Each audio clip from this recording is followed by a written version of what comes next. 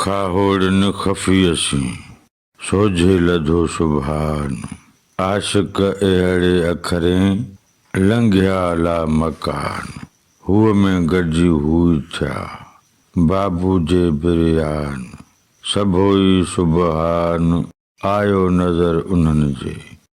बैत जी पढ़णी ऐं ॾुखियनि लफ़्ज़नि जी माना ग़ुलाम मोहम्मद शाहवाणीअ जे नुस्खे मूजिबि आहे। खाहोड़नि माना सैलानी फ़क़ीरनि, ख़फ़ी अलाह जे ज़िक्र करण जो हिकु क़िस्म ऐं अंदाज़, सोझे माना ॻोल्हे, सुबहान जी माना आहे अलाह जो नालो यानी अल्लाह। ला मकान ही लफ़्ज़ मकान जो ज़िद आहे।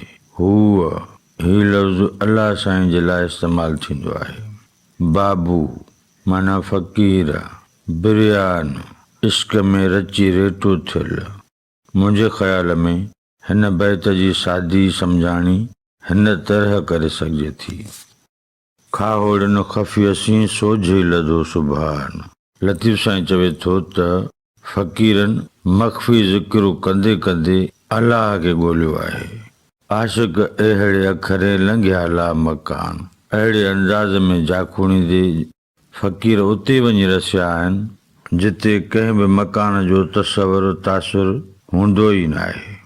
हुअ में गॾिजी हुई थिया बाबू जे बिरयान, फ़क़ीर इलाही इश्क में रची पची रेटो थी पिया आहिनि।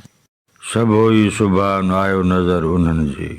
उहे फ़क़ीर जन ख़फ़ी मख़फ़ी मज़कूर सां रची पची रेटो थिया रब जो समूरो कारखानो पाण पसियाऊं।